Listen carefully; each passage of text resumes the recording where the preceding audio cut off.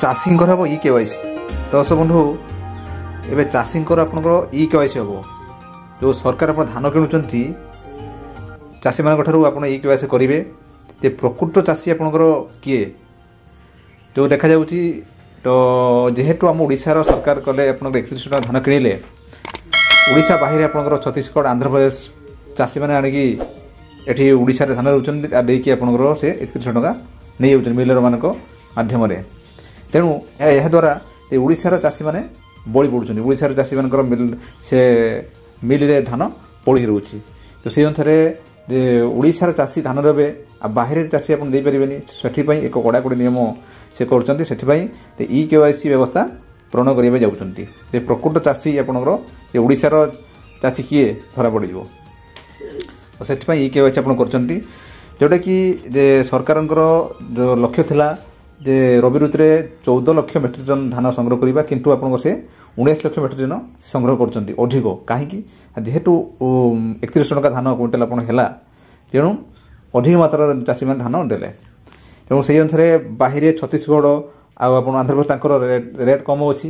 ତେଣୁ ସେମାନେ ଏଠି ଚାଲାକି କରିକି ଏଠି ଓଡ଼ିଶା ପକାଇ ଦେଇକି ବାସ୍ 31 ଟଙ୍କା ସେ ନେଇଯାଉଛନ୍ତି। କିଛି କଣ୍ଟ୍ରାକ୍ଟର ତାଙ୍କର ମିଡଲମ୍ୟାନ୍ ରହୁଛନ୍ତି, ତାଙ୍କୁ ହାତ କରିକି ସେ ଧାନ ନେଇଯାଉଛନ୍ତି। ତ ସେହି ଅନୁସାରେ ସରକାର ଷ୍ଟ୍ରିକ୍ଟଲି ଆପଣଙ୍କର କହୁଛନ୍ତି ଯେ ନା ଆମ ଓଡ଼ିଶାର ଚାଷୀ ଓଡ଼ିଶା ଚାଷୀ ଉପକୃତ ହେବା ପାଇଁ ବା ସେ ଷ୍ଟ୍ରିକ୍ଟଲି ଆକ୍ସନ୍ ନେଇଛନ୍ତି। ଆଗାମୀ ଦିନରେ ଯେତିକ ଆପଣଙ୍କ ଚାଷୀ ଧାନ ଦେବେ ସେମାନଙ୍କ ଇ କେୱାଇସି ହେଲେ ଆଉ ଆସି ଯେଉଁ ଯେତେବେଳେ ଆପଣଙ୍କର ସେ ଧାନ ସେ ଅନଲାଇନ୍ କରିବେ ବା ଟୋକନ୍ କରିବେ ବାସ୍ ତାଙ୍କର ସ୍ଲିପ୍ ବାହାରିବ, ବାସ୍ ଇ କେୱାଇସି ହେବ। ସେଟା ଜଣାପଡ଼ିବ ଏ ତୁମେ କେଉଁଠିକା ଚାଷୀ। ଫିଙ୍ଗର ପ୍ରିଣ୍ଟ ଦେଲା ପରେ ଅଟୋମେଟିକ୍ ସେ ଜାଣିପାରିବେ। ତ ଏହା ବୋଧେ କାଠିକରି ପ୍ରକାଶ ପାଇଛି, ଆପଣଙ୍କୁ ମୁଁ ପଢ଼ିକି ଶୁଣି ଦେଉଛି। ଏଥର ଧାନ କିଣା ରେକର୍ଡ କରିଛନ୍ତି ସରକାର। ଏହାଛଡ଼ା MSP ବୃଦ୍ଧି ପଡ଼ୋଶୀ ରାଜ୍ୟର ଚାଷୀଙ୍କୁ ଓଡ଼ିଶା ପ୍ରତି ଆକୃଷ୍ଟ କରିଛି। ତେଣୁ ମିଲର ପଡ଼ୋଶୀ ରାଜ୍ୟରୁ ଧାନ ଆଣି ଓଡ଼ିଶାରେ ବିକୁଛନ୍ତି। ଫଳରେ ଓଡ଼ିଶାର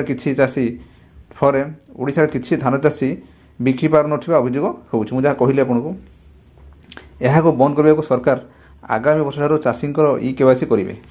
ମୁଁ ଆପଣଙ୍କୁ ଯେଉଁଟା କହିଗଲି, ରବି ଖରିଫ ଧାନ କିଣାରେ ରେକର୍ଡ ପଡ଼ୋଶୀ ଚାଷୀ ଧାନ ବିକି ହେଲେ ମାଲାମାଲ।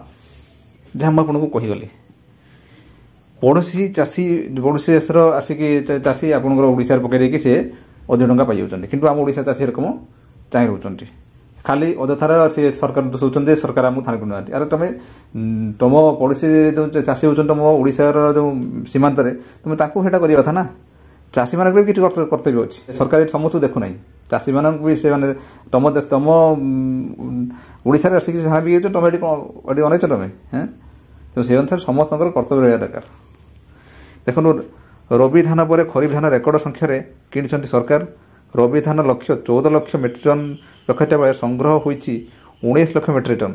ଯାହା କହିଗଲି, ଓଡ଼ିଶା ଏକମାତ୍ର ରାଜ୍ୟ ଭାବରେ ସମୃଦ୍ଧ କୃଷକ ଯୋଜନା ମାଧ୍ୟମରେ ଚାଷୀ ରବି ଧାନରେ କୁଇଣ୍ଟାଲ ପିଛା 31 ଟଙ୍କା MSP ଇନପୁଟ ସହାୟତା ବାବଦରେ ପ୍ରଦାନ କରୁଛନ୍ତି। ଏଥିପାଇଁ ପଡ଼ୋଶୀ ରାଜ୍ୟର ଚାଷୀ ଆଖି ପଡ଼ିଛି ଓଡ଼ିଶା ଉପରେ।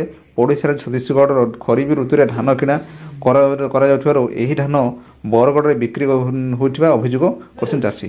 ଆପଣଙ୍କର ଯେହେତୁ ବରଗଡ଼ର ଛତିଶଗଡ଼ ସୀମାକୁ ଲାଗିଛି, ତେଣୁ ବରଗଡ଼ର ଛତିଶଗଡ଼ ଚାଷୀ ଆସିକି ଆମର ବରଗଡ଼ରେ ସେ ଦେଉଛନ୍ତି।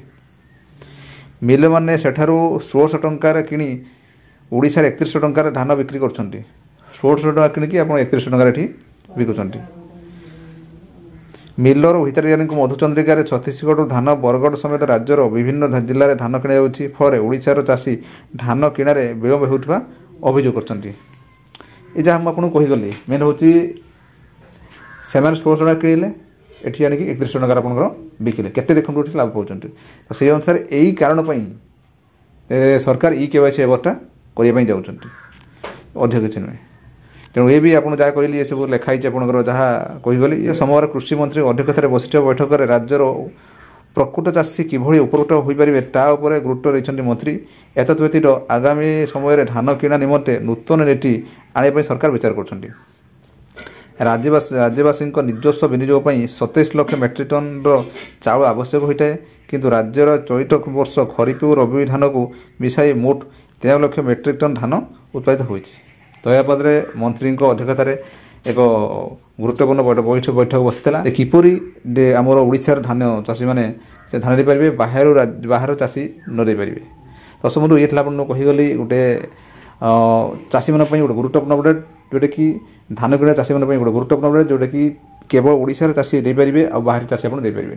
दर्शक बंधु भावुवी आजिकार गुरुत्वपूर्ण अपडेट को देखिए बुझे जदि आप सुद्धा चैनल अच्छा सब्सक्राइब करूँ और यही भिडियो अन्य सेयार करूँ जापर। दर्शक बंधु रही नमस्कार, जय जगन्नाथ।